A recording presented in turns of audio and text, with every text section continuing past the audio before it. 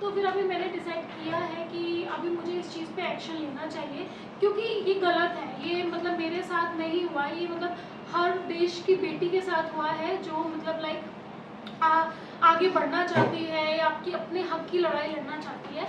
तो उस चीज़ पे मैंने अपना लीगल मैंने कार्रवाई की है, जिसकी वजह से मैंने अभी 1-2 दिन हुए शायद हम लोगों को हमने ये भेजा है, क्योंकि मुझे इस चीज़ पे अब मैं चुप नहीं बैठूंगी, क्योंकि जब मैं गलत नहीं हूँ तो मैं गलत सहूँगी भी नहीं।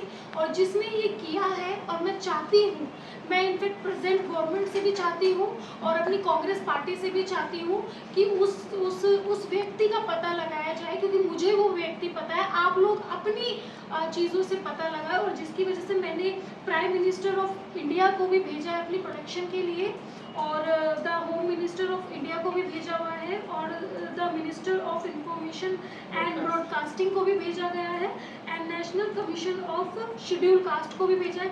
ये सब लोगों को मैंने भेजा है, क्योंकि मुझे ऐसा लगता है कि जब इन लोगों ने ऑन रोड मेरे पे हमला कराया गया है, तो अगर मैं FIR करवाने के लिए जाती हूँ तो पता नहीं ये लोग मेरे पे क्या करा दें। तो मैं सरकार से यही रिक्वेस्ट करती हूँ, महाराष्ट्र गवर्नमेंट से और दिल्ली गवर्नमेंट से और यहाँ तक कि प्रेजेंट गवर्नमेंट से, कि मुझे सिक्योरिटी प्रोवाइड की जाए, जिससे कि मैं सही से अपनी FIR दर्ज करा दूँ, जिसकी वजह से उन लोगों को सज़ा मिले जिन्होंने मेरे साथ ये हमला करवाया है। इनफैक्ट मुझे एक बात समझ में नहीं आती कि ये सब चीज़ें कराने के बाद उल्टा ही मुझे पार्टी से निकाल दिया गया है, और वो भी जो लेटर आप लोगों ने देखा होगा सोशल मीडिया पे। मैं बताना चाहती हूँ सबको कि वो एक फेक लेटर है, वो झूठ लेटर है, जिस पे जो साइन आ रहा है श्याम किशोर शुक्ला जी, वो एक्स MLA है और इसके अनुशासन समिति के सदस्य हैं। तो पहला रूल तो ये होता है कि कोई एक्स MLA यानी एक्स MLA किसी एक्स MLA कैंडिडेट को निष्कासित नहीं कर सकता, उसको हक नहीं होता है। मुझे अगर कोई निष्कासित करेगा, वो करेगा प्रेसिडेंट, स्टेट प्रेसिडेंट, तो उनको कोई हक नहीं बनता है। और दूसरी चीज़, उन लोगों ने क्या किया कि एक लेटर पे बैक डेट की मतलब बैक डेट की एंट्री डाल के मुझे निलंबित कर दिया गया है। तो ये भी उन लोगों ने पूरे देश में ये झूठा खेल जो लोग खेल रहे हैं, उस चीज़ को भी मैं सामने लेके आऊँगी कि आपको कोई हक नहीं बनता कि आप बैक डेट की, क्योंकि ना मुझे कोई रिसीविंग हुई है, ना मुझे मेल पे आया है, ना मुझे व्हाट्सएप पे आया है, मुझे कुछ भी नहीं आया है। तो आगे का ये वकील है और यही सारा चीज़ें उनसे सवाल करेंगे। एक मिनट विशाल, AC बंद करना, बहुत हमिंग आ रहा है। AC थोड़ा बंद नहीं, एक्चुअली इसी केंद्र मोटर का है। हाँ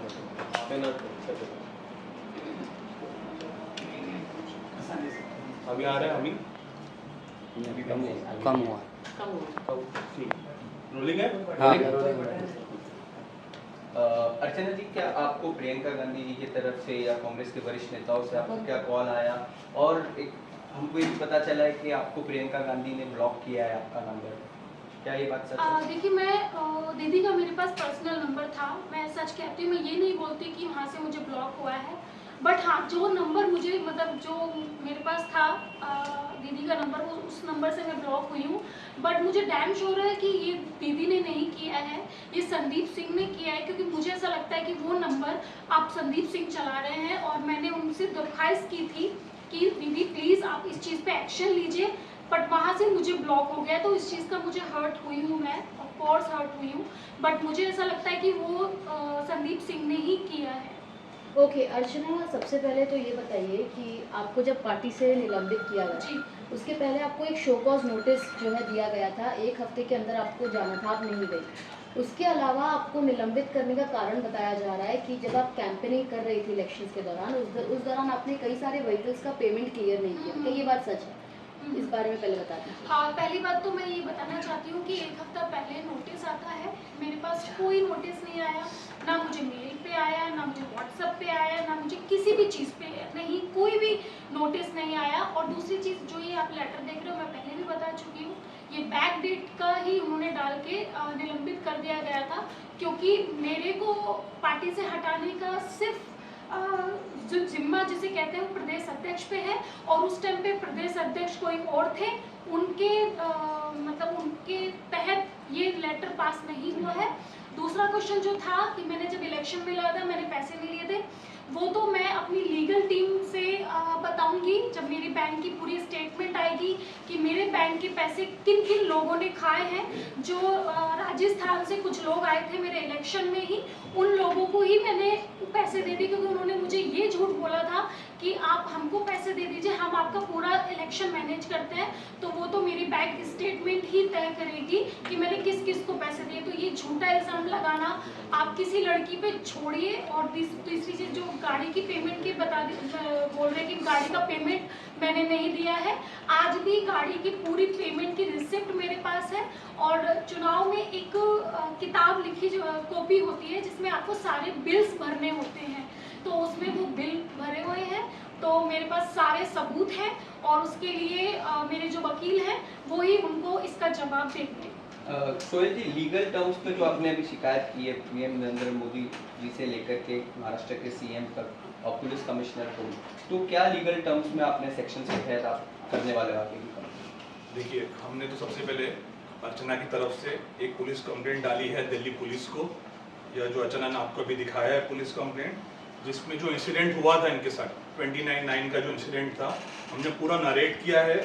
हमने honourable prime minister of India से लेके जितने भी दिल्ली के अधिकारी है सबको हमने ये कंप्लेंट लिखी है, जो अर्चना की तरफ से लिखी है कंप्लेंट। क्या क्या हुआ है, क्योंकि उस दिन के बाद से अभी तक इनको कुछ इंसाफ नहीं मिला था, कुछ चीज़ें इनके साथ हुई नहीं थी, ये भी काफ़ी डिस्टर्ब चल रही थी जो इंसिडेंट इनके साथ हुआ था। तो उसके बाद जब ये हमारे पास आई और उन्होंने हमको बताया कि ये सब चीज़ें हुई है, तो हमने एज इट इज़ जो स्टोरी थी इनकी पूरी स्टोरी नरेट करके हमने यूनियन ऑफ इंडिया जितने भी है, पुलिस कमिश्नर ऑफ दिल्ली से लेके प्राइम मिनिस्टर ऑफ इंडिया से लेके सबको हमने ये एक कंप्लेंट लिखा है और जो उन्होंने डिस्पैच किया है।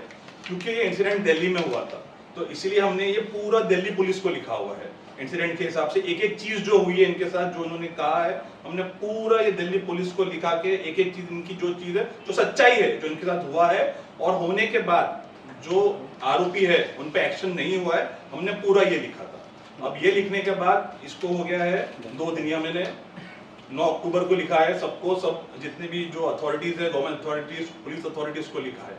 उसके बाद बट एक जो सबसे इम्पोर्टेंट जो सवाल आता है कि अर्चना जो आज बॉम्बे में है, उनको यहाँ पे भी काफी थ्रेट्स आ रहे हैं, चीजें इनको हो रही हैं कि कंप्लेंट नहीं करें या जो भी इनको आ रहे हैं, ये यहाँ से दिल्ली तक अपना स्टेटमेंट रिकॉर्ड करने जाएंगी कैसे, 1 एंड सेकंड थिंग है कि ये स्टेटमेंट रिकॉर्ड करने में एफआईआर कैसे कराएंगी, क्योंकि यहाँ से वहां तक का जाने का इनको लगता है कि इनको थ्रेट टू लाइफ है।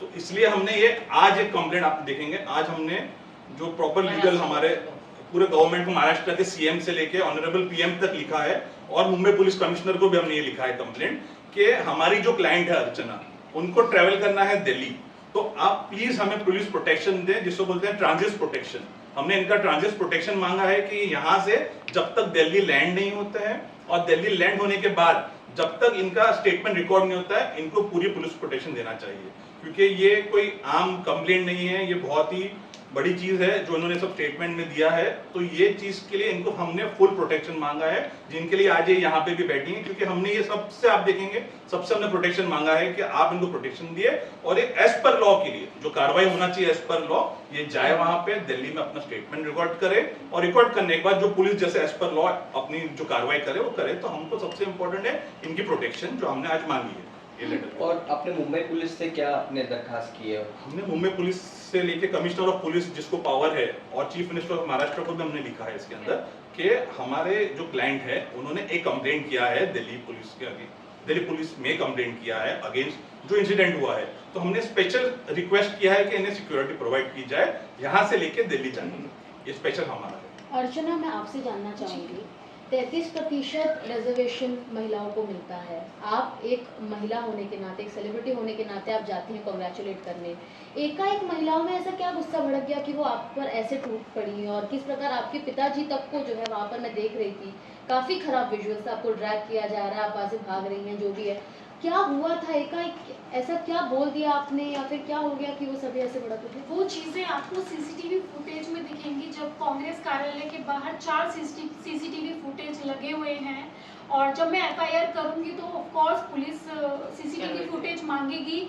तो जितने भी लोग ये जो लोग मुझ पे जो लांछन लगा रहे हैं कि मैंने एक बहुत ही गलत तरीके से बर्ताव किया, तो उन लोगों को सामने पूरा असलियत दिख जाएगा और पूरी दुनिया के सामने सच का पता चल जाएगा कि मैं जस्ट मेरे ड्राइवर के हाथों में बुके था, फ्लावर पोट था और मैं जस्ट कॉन्ग्रेचुलेशंस करने गई थी। और ऐसा नहीं है, मैंने उनके पीए को यानी जो संदीप सिंह है उनका भी कोई पीए है जो कि अभी बैठे हुए हैं, मंत्री बन के बैठे हुए हैं, उनको भी मैंने एक रात पहले यानी 28 तारीख को 10 बजे उनको कॉल करके इन्फॉर्मेशन बोला था कि मैं 12 बजे कॉन्ग्रेचुलेशंस करने जा रही हूँ। तो उसकी भी रिकॉर्डिंग्स मेरे पास है, उसका भी सारे सबूत मेरे पास है। तो जब एफआईआर होगी तब पता चल जाएगा। उनका नाम भी धीरज गुजर है। तो धीरज गुजर को जाने से पहले ही मैंने इन्फॉर्मेशन दे दी थी। तो उन्होंने संदीप सिंह को बोला और संदीप सिंह ने ये एक दिन पहले ही पूरा प्लान बनाया गया। और आपको इतना भी बता दूं, मेरे पास सारी फोटोज हैं। जो बसेस आई थी वो लखनऊ से और बरेली से आई हुई थी, उसमें महिलाएं भर भर के आई हुई थी क्योंकि दिल्ली में ये सब चीज़ें कहते हैं कि क्योंकि वो राष्ट्रीय लेवल पे चला जाता, तो इन लोगों ने दिल्ली मतलब यूपी से यानी लखनऊ से गाड़ियां भर भर के औरतें बुलवाई थी मेरे पे हमला करवाने के लिए। तो ये सब चीज़ें आपको पता चलेंगी जब एफआईआर होगी और पुलिस जब अपनी कार्रवाई करेगी, तब आपको पता चलेगा कि उन लोगों ने मुझे मारने का प्लान किया हुआ था और उनका ये प्लान फेल हो गया।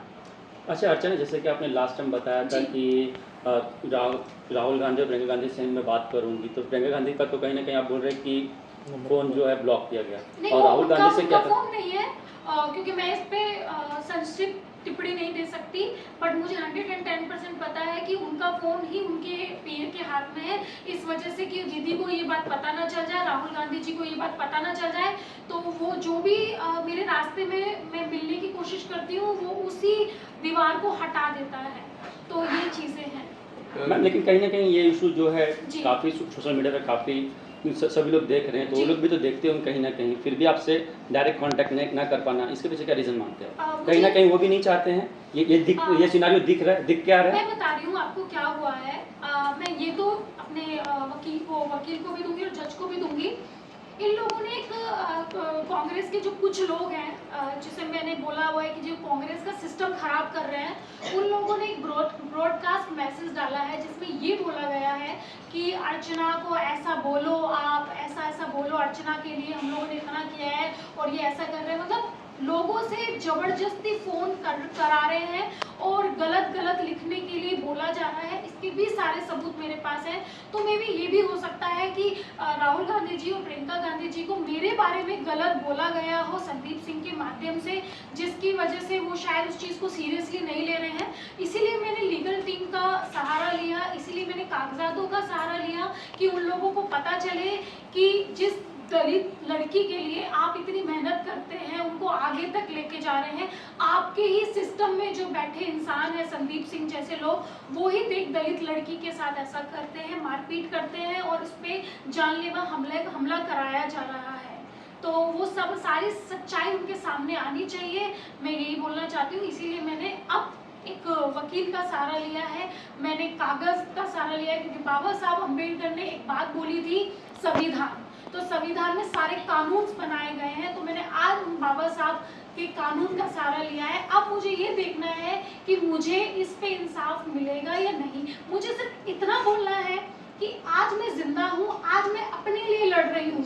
कल को अगर मैं मर जाती तो सब लोग अपनी अपनी राजनीति करने सड़क पे उतर जाते कि एक दलित लड़की की हत्या की गई है ऑन रोड पे, और सब लोग अपनी राजनीति करते, चाहे वो कोई सी भी पार्टी से हो। तो मैं बस उन नेताओं से, उन बड़े बड़े नेताओं से सिर्फ ये पूछना चाहती हूँ कि आज मैं जिंदा हूँ, ये मेरी माता रानी शायद मेरे साथ है या मेरे माता पिता मेरे साथ है जो मैं आज जिंदा हूँ। अगर आज ही मैं मर जाती तो आप सब लोग राजनीति पे उतर जाते। तो आज सारे बड़े नेता क्यों चुप बैठे हैं, क्यों नहीं बात कर रहे? मैं खरगे जी से भी बोलना चाहती हूँ, क्या आपको नहीं दिखता है कि मेरे साथ गलत हुआ है? खरगे जी, राहुल गांधी जी, क्या आपको नहीं दिखता है? आप इस चीज़ का पता तो लगाइए, आप किसी की बातों में क्यों आते हैं? आप एक बार सच्चाई का पता करिए। इनफैक्ट मैं सभी पार्टीज के नेताओं को बोल रही हूँ, मैं मोदी जी से भी दरख्वास्त करना चाहती हूँ कि प्लीज़ आप भी इस चीज़ पे एक्शन लीजिए। और महाराष्ट्र के सीएम से भी मैं बोलना चाहती हूँ, दिल्ली के सीएम से भी बोलना चाहती हूँ, केजरीवाल जी से भी बोलना चाहती हूँ। तो आज बस मुझे ये देखना है कि एक जिंदा लड़की जिस पे ये सब चीज़ें हुई है उसको इंसाफ मिलता है या नहीं। और कहीं ना कहीं विपक्ष का भी कोई कमेंट नहीं आ रहा है, अब तक कोई स्टेटमेंट नहीं आ रहा है ऑफिशियली, तो इस पर क्या टेक आपका? आपने कहीं किसी से संपर्क साधने की कोशिश की थी? देखिए, मैं अभी मुझे नहीं पता, आपको पता, मैं आपको बताती हूँ, मैं घर से नहीं निकली हूँ। मैं जब से मैं आई हूँ, मैं आई थी 29 की रात को आई हूँ। मैं 29 की रात को मैं घर से नहीं निकली हूँ। मैं चुपके बिल में घुस के बैठी हुई थी। 1 दिन हुआ, 2 दिन हुआ, 3 दिन हुआ, कुछ नहीं हुआ, और उल्टा मेरे को निलंबित कर दिया गया। सारा चीज़ें मेरे पे आ रही है। फिर मैंने सोचा कि अर्चना, अगर तू डर गई तो फिर इस देश में कोई भी लड़की अपने लिए स्टैंड नहीं ले सकती। और उसके बाद से फिर मैंने डिसाइड किया, फिर मैंने अपने एडवोकेट जो अपना सोहेल जी हैं इनसे कांटेक्ट किया। और चांदनी जी हमेशा मुझे बोलती रही है, अर्चना तुम्हें चुप नहीं बैठना है, तुम्हें इसके खिलाफ कुछ ना कुछ कार्रवाई करनी है, अदरवाइज तुम्हारी तरह बाकी लड़कियां भी फिर तुम्हारी जैसी रह जाएंगी।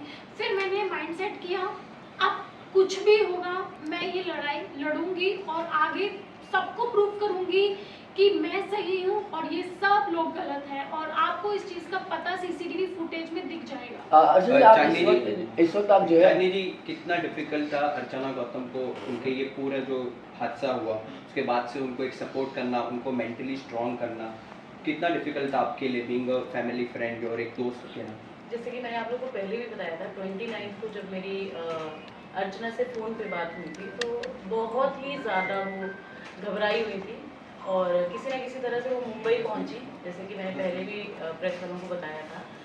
पर जब मैं उससे मिली तो जो उसकी कंडीशन थी, एक सहमी हुई लड़की जिसको आप सबने देखा है कि वो बहुत ही बोल्ड है, अपनी बात को हमेशा रखती है सबके सामने। जैसे कि इसका बिग बॉस में भी एक इंसिडेंट हुआ था, जिनको ये दीदी बोलती है प्रियंका गांधी जी को लेके, उस पर भी इसने पूरा एक्शन लिया था।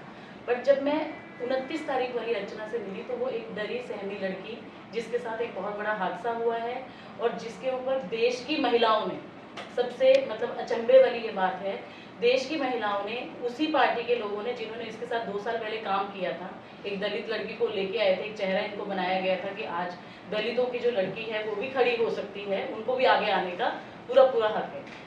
उसके बाद जब मैं इनसे मिली तो इनमें ये बोले कि मुझे किसी बारे में बात नहीं करनी है, मैं इस चीज़ को आगे नहीं लेके जाना चाहती हूँ, मेरे पिताजी पे बहुत घात हुआ है, इनकी हालत इतनी ख़राब थी कि इनको मारा गया, पीटा गया, गाड़ी के आगे बोनट पे डाला गया।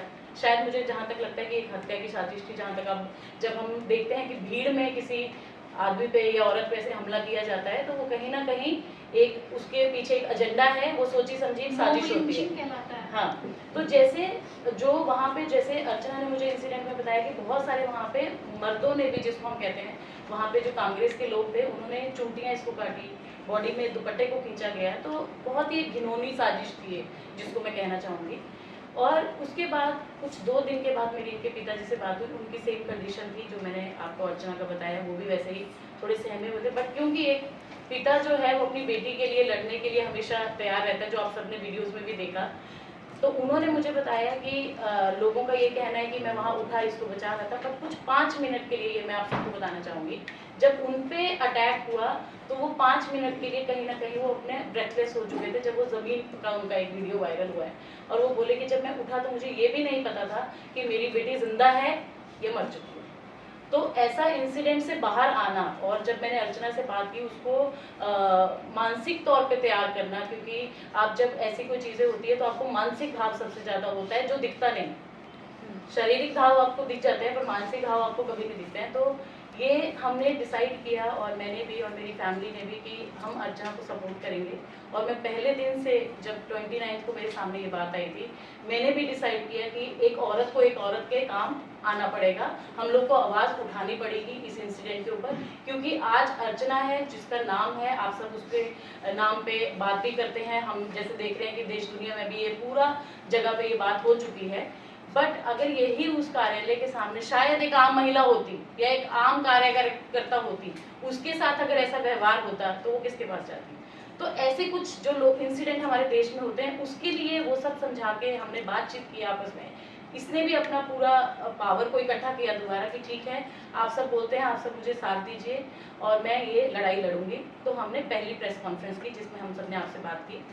बट उस प्रेस कॉन्फ्रेंस तक उसका कहीं ना कहीं माइंडसेट ये था कि कांग्रेस में, क्योंकि एक महिला है प्रियंका गांधी, तो वो मेरी बात सुनेंगे, राहुल गांधी मेरी बात सुनेंगे, ये उसका आधार था उस प्रेस कॉन्फ्रेंस का।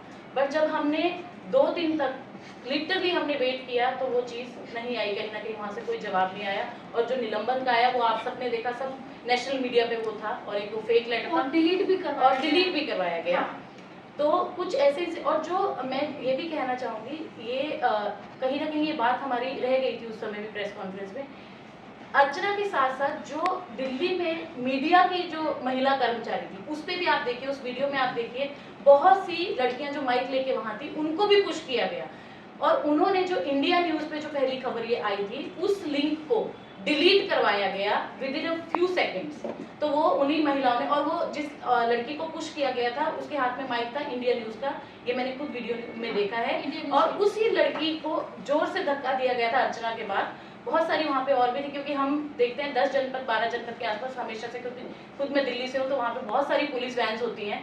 तो उन्होंने वो कैप्चर किया पूरा, और वो एक के बाद एक सारे न्यूज़ चैनल से उनको डिलीट करवाया गया। जो पहला न्यूज़ चैनल था वो इंडिया न्यूज़ था, और हमने उस पर देखा भी कि अब वो अवेलेबल नहीं है, प्राइवेट भी मेरे पास, वो लिंक भी इनके पास है जो हमने मीडिया में दिखाया था।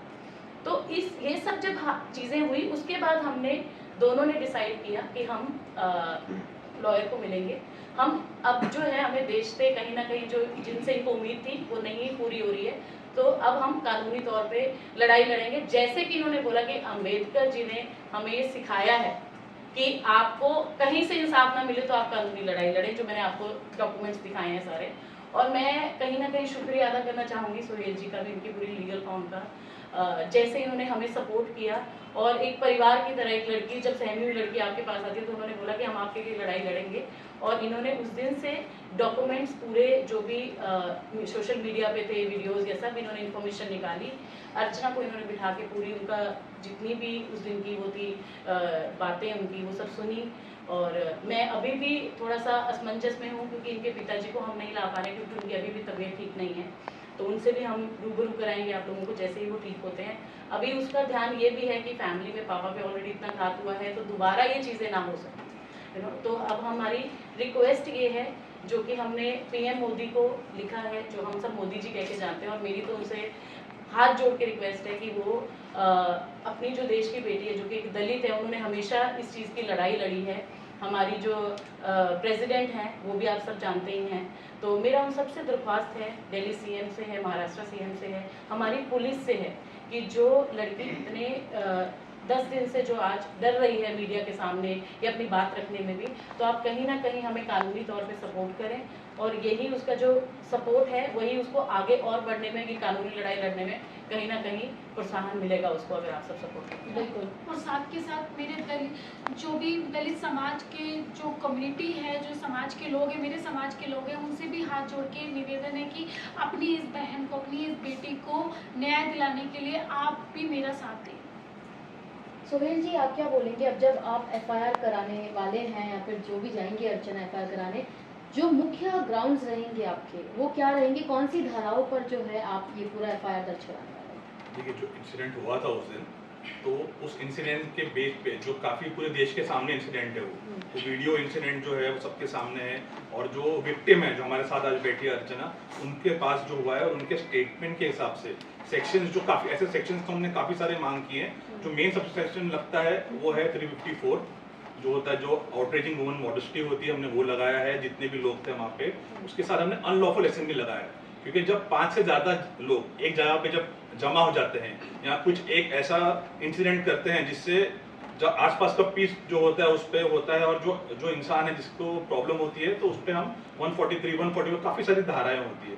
साथ में हमने इनके ऊपर, क्योंकि ये एक दलित महिला है और she belongs to scheduled caste जो है जो पीछे, उसके भी बहुत सारे सेक्शंस होते हैं 3, 4, 5 उस स्पेशल एक्ट किया गया। तो हमने वो सब धाराओं के तहत एक एफआईआर दर्ज करने के लिए हमने रिक्वेस्ट किया है। हमें पूरी उम्मीद है कि जिस तरह इनका स्टेट, क्योंकि देखिए जो एविडेंस है वो पूरे देश के सामने है, तो ये कोई छुपी हुई बात नहीं है कि हम कह रहे हैं आप कह रहे हैं, वो एविडेंस सामने है। हम चाहते हैं प्रॉपरली इस एविडेंस के बेस पे पुलिस इंक्वायरी करे, इनका स्टेटमेंट ले, जैसा इन्होंने कहा सीसीटीवी होगा वहां पे, सीसीटीवी फुटेज प्रिजर्व जो है कांग्रेस के ऑफिस के सामने जो प्रिजर्व करे, और एज पर लॉ, हम कह रहे हैं एज पर लॉ आप एफआईआर दर्ज करें। और डिफेमेशन भी क्या आप लोग करेंगे कि जिस तरह से डिफेम किया गया अर्चना गौतम को लेके कि इनको कांग्रेस से निकाल दिया गया एक फेक लेटर, उस पर भी आप डिफेमेशन? जी वो अभी इन प्रोसेस है, हम उस पर अभी डिस्कशन चालू है हमारा, जो डिस्कशन करेंगे हम, और जो एज पर लॉ, जैसे मैंने कहा एज पर लॉ जो भी चीज़ बैठती है, जो चीज़ें होती है हम जरूर करेंगे और इनको इंसाफ दिलाने के लिए हम पूरी कोशिश करेंगे। अर्चना, मेरा एक सवाल, आखिरी सवाल मैं कहूँगी इस आपसे। कांग्रेस पार्टी का सिचुएशन आजकल हम सभी जानते हैं कहाँ पर है। आप पार्टी में इतने कुछ साल रही हैं, राजनीति में आप भी सक्रिय हो ही रही थी कि ऐसी घटना हो गई। कांग्रेस पार्टी को लेकर आपकी राय बताइए, क्योंकि आपने जैसा बताया कि प्रियंका गांधी का फोन, उनका पीए आपको ब्लॉक कर दे रहा है, उनको नहीं पता चल रहा है। तो यानी अगर हमें कोई इश्यू एड्रेस करना हो कांग्रेस पार्टी के अंदर, तो क्या उसमें कोई मिडिल लेवल पे कोई भी हेल्प करने के लिए कोई कुछ है नहीं? मतलब आपको डायरेक्टली अगर न्याय चाहिए, इंसाफ चाहिए या फिर कुछ भी जस्टिस चाहिए तो आपको डायरेक्टली राहुल गांधी और प्रियंका गांधी को ही कांटेक्ट करना है। यानी इसके अलावा जो पूरा ढांचा है कांग्रेस पार्टी का वो कमज़ोर है, आप ऐसा बोलेंगे? उन तक भी नहीं पहुंच पाते हैं, क्योंकि जो मैं यही बताना चाहती हूँ। देखिए, राहुल गांधी जी बहुत अच्छे नेताओं में से एक आते हैं, प्रियंका गांधी जी भी और सोनिया गांधी जी भी। बट जो प्रॉब्लम आ रही है वो जो ये मीडिएटर बैठे हुए हैं, जो इनके पीए बन के बैठे हुए हैं, जो कि अपने आप को ये प्रियंका गांधी समझते हैं, अपने आप को ही राहुल गांधी समझते हैं, तो इनके माध्यम से वो चीज़ पास आउट नहीं होती है, तो वो उसी चीज़ में लटके रहते हैं। जैसे कि इन लोगों ने मेरे पे जो इल्ज़ाम लगाया है वो ये लगाया है कि उस दिन मैं गुंडों को लेके गई थी मारपीट करने के लिए। ठीक है, हमने आपकी बात मानी है, बस एक बार सीसीटीवी फुटेज दिखा दीजिए तो आपको खुद पता चल जाएगा कि गुंडे मैं लेके गई थी या आप लोगों ने गुंडे भेजे थे, जो कि औरतों के आड़ में मुझे चूटी काट रहे हैं, मेरे बैक पे मार रहे हैं, मेरे बाल खींच रहे हैं, मुझे थप्पड़ मार रहे हैं, ये सब चीज़ें कर रहे हैं। तो ये चीज़ें आपके सामने आ जाएगी। और दूसरी चीज़, उन्होंने ये भी बोला कि जब मुझे पार्टी से निकाल दिया गया था तब आप क्या करने गई थी वहाँ पे। तो मैं आपकी बात सही मानती हूँ। पहली बात तो ये फेक लेटर है, मुझे कोई पार्टी से नहीं निकाला गया था, क्योंकि मेरे पास कोई नोटिस नहीं, कुछ नहीं। चलो, अब मैंने आपकी बात मान ली कि आपने बोला मुझे निकाल दिया गया, ठीक है। तो आप जैसे कांग्रेस ऑफिस है तो ये जनदाता ऑफिस जिसे बोला जाता है, जहाँ पे जनता की सुनी जाती है, जनता दरबार जिसे बोलते हैं। तो मैं भी जनता हुई, मेरे हाथ में बुके है, तो मैं जा रही हूँ जस्ट कॉन्ग्रेचुलेशन करने। एक नॉर्मली जनता के साथ आप ऐसा करेंगे? अगर कोई गरीब से या कोई दलित से या कोई किसी भी समाज से अगर कोई आपको कॉन्ग्रेचुलेशन करने आता है, तो क्या आप अपने ऑफिस के बाहर गुंडों को भेजेंगे मरवाने के लिए? ये कहाँ का जनता दरबार है? तो मैं यही बोलना चाहती हूँ कि खड़गे जी को, कि इस चीज़ पे खड़गे जी आपको सख्त से सख्त कार्रवाई करनी चाहिए और सच्चाई का पता लगाना चाहिए। इनफैक्ट मैं राहुल गांधी जी को भी मैं बोलना चाहती हूँ और प्रेजेंट गवर्नमेंट को भी मैं बोलना चाहती हूँ, इस चीज़ की जानकारी आप लगाइए, ये आपका काम है। मेरा जो काम था मैंने वो अपना काम कर दिया। अभी मैं हर किसी से लड़ नहीं सकती हूँ, जितनी मेरे में कैपेसिटी है मैं उतना कर रही हूँ। अर्चना जी, क्या आप अभी बॉलीवुड करियर पे अपने फोकस करोगी या अगर कोई पॉलिटिकल पार्टी आप दूसरी ज्वाइन करोगी? देखिए, इस चीज़ का मैंने अभी कुछ चीज़ें नहीं सोची है, क्योंकि मेरी लाइफ में अभी इतनी सारी चीज़ें हो रही हैं। और इनफैक्ट आपको ये भी बता दूं, जैसे नवरात्रि आ रही है तो मेरे पास काफ़ी सारे इवेंट्स आए हुए थे नवरात्रि के, वो भी मैंने कैंसिल कर दिया, क्योंकि देखो वीडियो डालनी पड़ती है कि हाय गाइस मैं इतनी तारीख को आ रही हूँ, कल को वहाँ पे मेरा किसी इवेंट के ज़रिए मेरा कुछ हो जाता है। तो इनफैक्ट मैं अभी फ़िलहाल के लिए तो मैं इसी चीज़ पे फोकस कर रही हूँ, क्योंकि ये मेरे लिए अभी बहुत इम्पोर्टेंट है। क्योंकि अब मैं डरने वाली नहीं हूँ, क्योंकि दीदी का एक स्लोगन मुझे आज तक स्ट्रॉन्ग बना के रखा है, लड़की हूँ, लड़ सकती हूँ और हमेशा अब लड़ूंगी। अर्चना जी, आप एक उन लाखों हजारों महिला की आप आवाज़ बन के आप उभर रही हो कि जो अपने पे हुई जो बर्बरता को सहन नहीं करी है, तो ये सब आपको एक जो आपकी अभी आप एक आपकी एक अलग लीगल लड़ाई आप लड़ रही हो, तो आपको किधर से आप इंस्पिरेशन आपको मिला कि ये सभी आपको अपने हक के लिए लड़ना है? मुझे जो इंस्पिरेशन मिला है उन औरतों से मिला है जिनका मर्डर हो जाता है, रेप हो जाता है, वो अपनी आवाज़ नहीं उठाती है और एक पेपर में छप के रह जाती है और उनकी आवाज़ कोई उठाने वाला होता नहीं है। आज अगर भगवान ने मुझे ज़िंदा रखा है तो यही सोच के रखा है कि शायद मैं उन महिलाओं के लिए एक इंस्पिरेशन बनूं और उन लोगों की आवाज़ उठाऊं। और आज जब तक ज़िंदा हूं तब तक मैं आवाज़ उठाऊंगी और गलत को गलत बोलने में कोई गलती नहीं होती है और वही चीज़ मैं करूंगी।